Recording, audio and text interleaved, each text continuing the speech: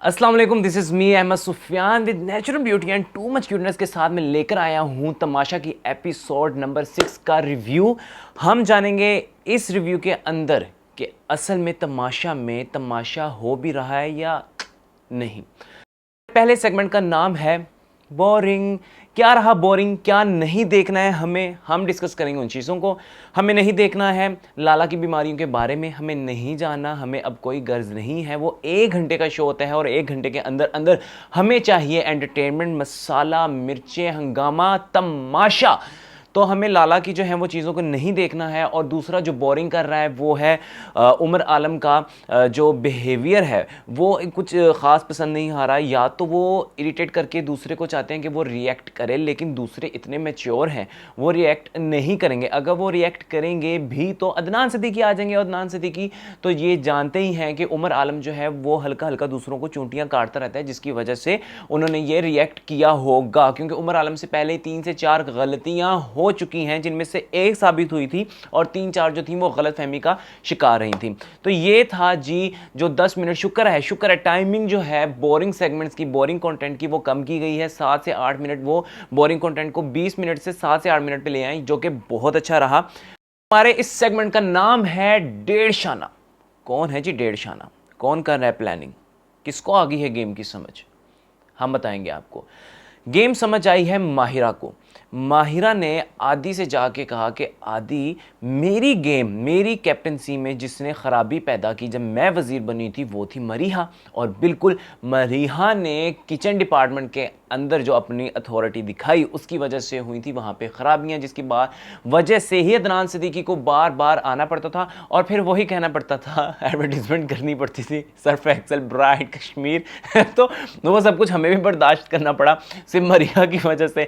अच्छा जी, और फिर इसके अलावा लाला जो गुलाम लाला बने, मैं आपको बता रहा हूँ, मुझे शक है कि उनका कार्टून लाला बनेगा। लेकिन लाला ने जो गेम खेली है माहिरा के साथ, लाला ने अभी तक किसी ने यूज़ नहीं किया। लाला ने यूज़ किया है इमोशनल कार्ड। अब लाला कहते रहते हैं माहिरा को, तुम मेरी बेटी हो, तुम मेरी बेटी हो, तुम मेरी बेटी हो, तुम मेरी बेटी हो। मतलब इतना लाला ने वो किया है कि ताकि ऑडियंस ये कहे कि यार लाला उसको अपनी बेटी समझते थे और उसने लाला के लिए स्टैंड नहीं लिया, उसने लाला के लिए क्या कहते हैं टास्क नहीं किया, उसने लाला की खबर नहीं ली। क्योंकि लाला को समझ आ चुकी है कि लाला को पता लग गया है कि लड़कों में इतना दम नहीं है, लाला के सामने कोई टिकने वाला नहीं है। तो उन्होंने कहा कि लड़कियों में माहिरा जो है वो शार्प नज़र आती है, क्लेवर है। तो उन्होंने कहा जी माहिरा का पता काटता हूँ, माहिरा को ऑडियंस की नज़र में गलत साबित करूंगा जब माहिरा रिएक्ट करेगी कि मुझे आपसे कोई लेना देना नहीं है।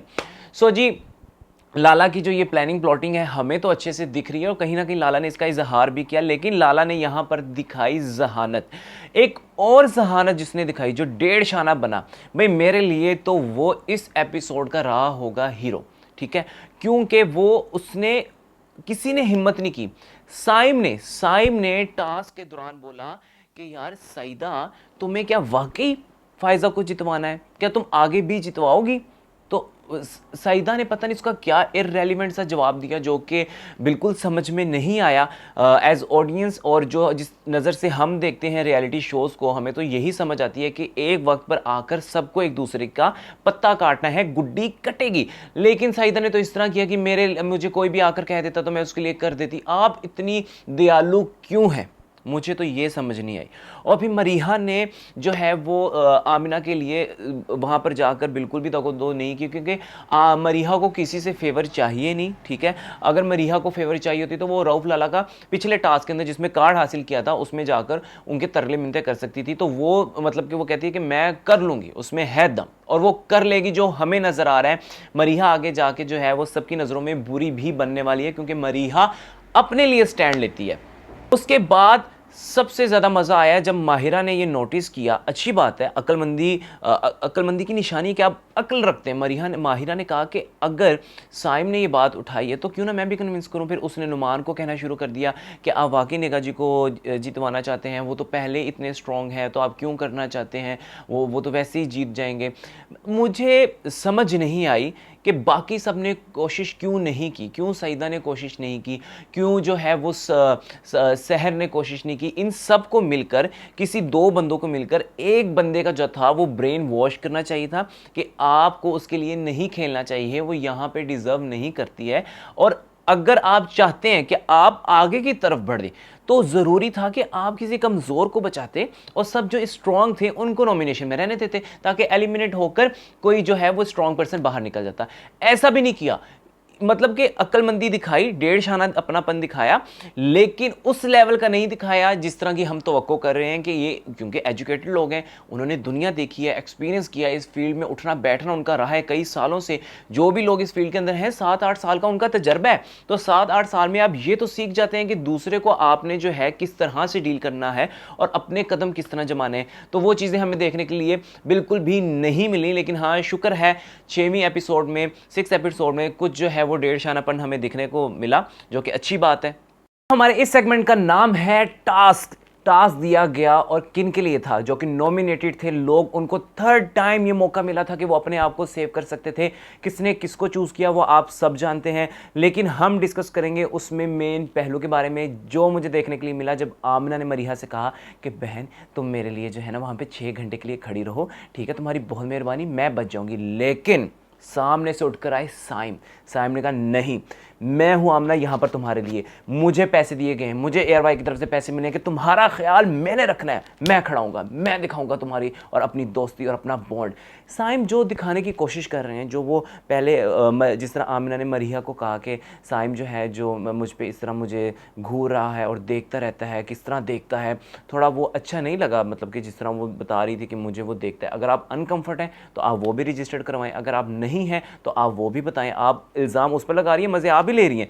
तो बहरहाल दोनों जो हैं वो फेक कर रहे हैं। साइम की तरफ से तो बहुत ज़्यादा फेक है वो चीज़ नज़र आ रही है, लेकिन साइम ने वहाँ पर आया और मरीहा बड़े चुपके से, और बहुत अच्छा किया मरीहा वहाँ से निकल गई, क्योंकि मरीहा की पर्सनैलिटी ऐसी है, वो दिखा रही है कि मुझे ना तो किसी का साथ चाहिए और ना मैं यहाँ किसी का साथ देने आई हूँ, तो ना मेरे पे कोई आकर यहाँ पे डोमिनेट होगा। हाँ, अगर कोई चाहेगा तो मैं उसके ऊपर ज़रूर चढ़ाई करूँगी।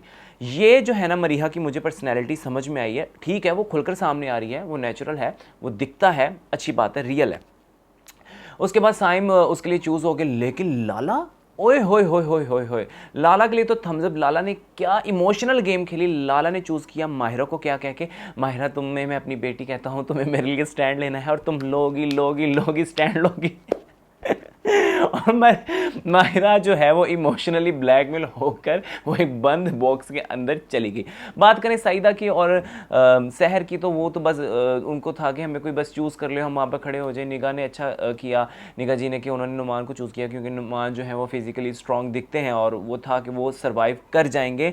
लेकिन जो मेन पहलू रहे वो जिस तरह रऊफ़ लाला को, माहिरा को इमोशनली ब्लैकमेल करके वहाँ पर खड़ा करना। अच्छा, लाला क्या करें, वो इमोशनली ब्लैकमेलिंग के साथ ना वो ये हमारे जहनों में फीड कर रहे हैं कि मैं माहिरा को अपनी बेटी कहता हूँ, लेकिन देखिए वो मेरा ख्याल नहीं रख रही, माहिरा जो है मेरे लिए टास्क नहीं करी, वो मेरे लिए हार गई।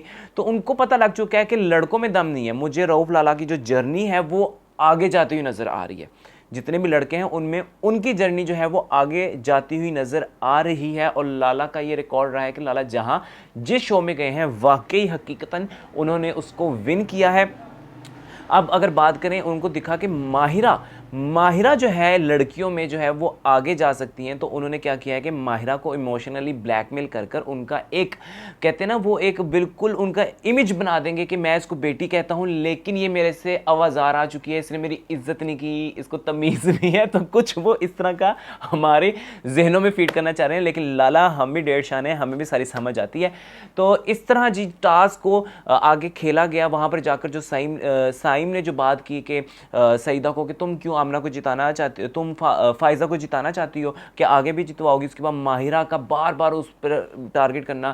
फिर उन्होंने नुमान को कहा कि निगाह जी तो जीत ही जाएंगे। तो ये इनकी बड़ी अच्छी कोशिश रही। साइम ने बहुत बहुत बहुत अच्छा किया, जबरदस्त था। हमारे इस सेगमेंट का नाम है ड्रामेबाज। किसने दिखाई ड्रामेबाजी?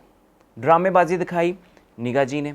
वो जो रोना उन्होंने शुरू कर दिया वहाँ पर जी, नुमान को कहो वापस आ जाए। नुमान आपके लिए वहाँ पे 6 घंटे से खड़ा है, आप क्यों चाहते हैं कि नुमान वापस आ जाए?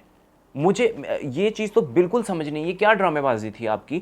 और फिर उसके बाद फ़ाइज़ा ने भी मतलब कि तुम्हारे लिए वो बंदी एक बार कहने पे सईदा जो है, बेशक उनकी जो भी स्ट्रेटजी हो वो वहाँ पर अपने आप को स्ट्रॉन्ग दिखाना चाहती हो, उनको पार्ट लेना हो क्योंकि वो ज़्यादा नहीं बोलना चाहती हैं।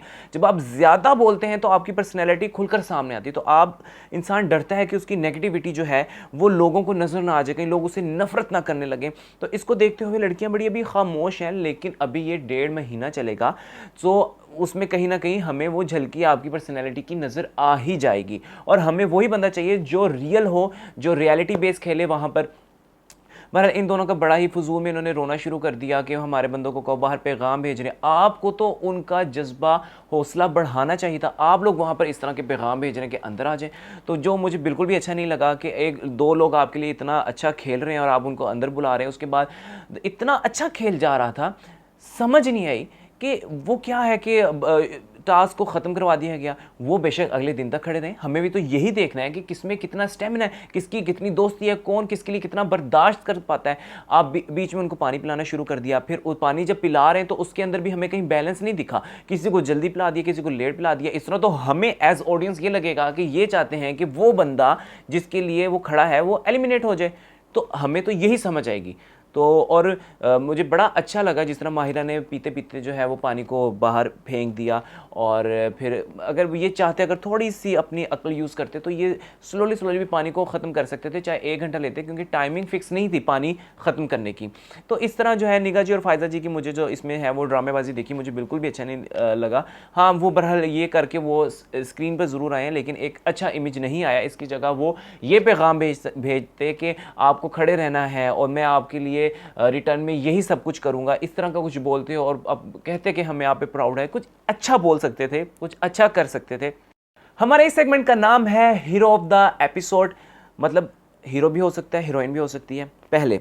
सबसे पहले जो मुझे बहुत अच्छी चीज़ लगी, चाहे साइम और आमिना का जो रिलेशन है वो फेक लगता है, वो शो के लिए लगता है, वो टीआरपी के लिए लगता है, क्योंकि इंसान डर रहा है साइम कि मैं कुछ गलत तो बोलूँगा नहीं, मैं किसी को कुछ कहूँगा नहीं, तो अगर मुझे इधर सर्वाइव करना है तो एक लवी डवी का जो लवी डवी है उसका वो कॉन्सेप्ट वहाँ पर दे रहे हैं, जो कि फेक नज़र आता है। लेकिन अगर साइम आमिना के लिए वहाँ पर खड़े थे, आमिना ने भी उनको एंटरटेन करने में कोई कसर नहीं छोड़ी। आमिना वहाँ पर ना सिर्फ बाकी कंटेस्टेंट की तरह खड़ी थी, बल्कि वो वहाँ पर साइम को एंटरटेन भी कर रही थी।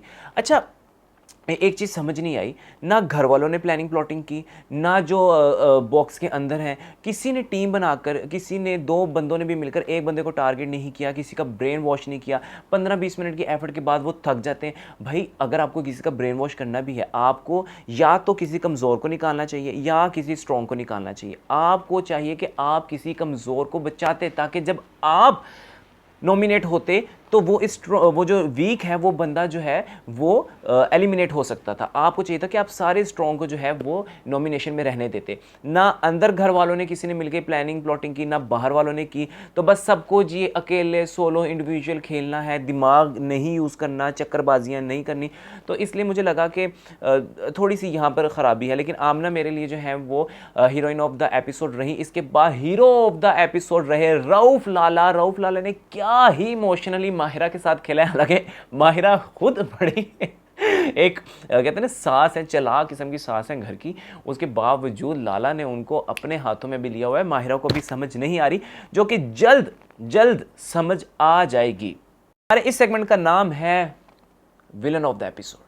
विलन ऑफ द एपिसोड, किसी ने गैर अखलाकी बात नहीं की, किसी ने बदतमीज़ी नहीं की है, किसी की पर्सनैलिटी ऐसी नहीं है कि हमें उससे डिसलाइकिंग का इजहार करें या नफ़रत का इजहार करें, ऐसा कुछ भी नहीं है। लेकिन फिर भी हमारा सेगमेंट है, हमें कुछ लोगों को चूज़ करना है। तो मेरे लिए निगाह जी और फ़ायज़ा जो उन्होंने हरकत की वहाँ पर उनका हौसला तोड़ने की, अपने ही लोगों के, अपने ही साथियों का हौसला तोड़ने की वो कोशिश की, वो मुझे बिल्कुल भी अच्छी नहीं लगी। और शायद उमर आलम भी, क्योंकि उमर आलम की पर्सनैलिटी, मैं स्टार्टिंग में मुझे लगा कि इतने सारे लड़कों के अंदर एक यंग जो कंटेस्टेंट है वो आया है और उसमें बहुत ज़्यादा एनर्जी दिख रही थी। अब लग रहा है कि जस्ट वो अजीब सी बचकाना हरकतें हैं, कुछ वो नहीं है कि आप शो में उभर कर आएँ। फिर निका जी को जिस तरह आप टॉर्चर कर रहे हैं या वो कुछ बोलें, वो नहीं बोलेंगे। आपको अगर टारगेट करना भी है तो आप उसको करें जो फटक से, जैसे मरीहा, अगर आप मरीहा को करते हैं तो मरीहा आपको यूं जवाब देगी। ये लोग जिनके साथ आप कर रहे हैं ये इतना इतना अपना टेम्पो रखेंगे कि ये आपकी पर्सनैलिटी को पहले दिखने देंगे कि आप कितने बदतमीज़ हैं। तो वो चीज़ उमर आलम को समझनी होगी। लेकिन जो मेन विलन है वो मेरे लिए है निगाह जी और फायजा। हमारे इस सेगमेंट का नाम है बैलेंस, मतलब कि हम इस सेगमेंट में रेटिंग करते हैं एपिसोड को। मैं दूंगा 9 आउट ऑफ 10 बिकॉज मुझे पता है कि मैं ज़्यादा रेटिंग दे रहा हूँ, लेकिन पाकिस्तान का पहला रियलिटी शो है, बहुत बड़े स्पॉन्सर ने मिलकर इसको जो है वो ऑर्गेनाइज़ किया है, टीम अच्छी है। आपको पता है कि जब आप कोई नया काम शुरू करते हैं तो उसमें कुछ कोताही, कुछ पेचीदगियाँ होती हैं जो कि आहिस्ता आहिस्ता हम देख रहे हैं उस पर ओवरकम हो रहा है, और जो एपिसोड है उसको बेहतर करते जा रहे हैं। जिस तरह अभी जो बोरिंग कॉन्टेंट है जिसमें लाला जी की बीमारियों का तस्करा है, तो उसको थोड़ा कर दिया गया है। पहले तो बहुत ज़्यादा था, पहले तो एडवर्टीजमेंट बहुत ज़्यादा थी। इस एपिसोड में से अदनान सिद्दीकी ने 2 बार आए हैं और आते ही फटाफट से उन्होंने जो है वो सारे स्पॉन्सर्ड का नाम लेकर बातचीत करना शुरू की। हाँ, कुछ अगर 1 नंबर मैंने यहाँ से काटा, वो जो टास्क ख़त्म नहीं होना चाहिए था उसको चलते रहना चाहिए था। चाहे उनको क्यों सोने दे रहे हैं आप, क्यों उनको हर वक्त आपको फिक्र है कि वो खाना खाएं, वो सोएं। वो कोई खाला के घर नहीं आए, वो कोई अपनी फुप्पो के घर नहीं आए, वो एक गेम शो के अंदर आए जिसका नाम है तमाशा, और हमें तमाशा देखना है क्योंकि हम उस टाइटल से बहुत सारी तवक्को लगाए बैठे हैं। ओके जी, आज का हमारा जो है एपिसोड ख़त्म होता है। देखने वालों से यही उम्मीद की जाएगी कि उनको पसंद आया होगा, और अगर आप हमारी राय से इत्तेफाक रखते हैं और अगर नहीं भी रखते तो कमेंट सेक्शन आपके लिए हाजिर है, आप वहां पर अपनी राय का इजहार कर सकते हैं। और अगर आप भी चाहते हैं हमारे रिव्यू का हिस्सा बनना तो आप हमारे नीचे डिस्क्रिप्शन के अंदर दिए गए लिंक इंस्टा, फेसबुक और जीमेल के अंदर अपना जो है वो कॉन्टैक्ट नंबर शेयर कर सकते हैं, और हम आपको लाइव लेंगे ड्यूरिंग रिव्यू रिकॉर्डिंग के थ्रू, और फिर आप भी बनेंगे हमारे इस सेगमेंट का हिस्सा। Thank you so much. नए एपिसोड के साथ मिलेंगे, तब तक के लिए अल्लाह हाफिज़।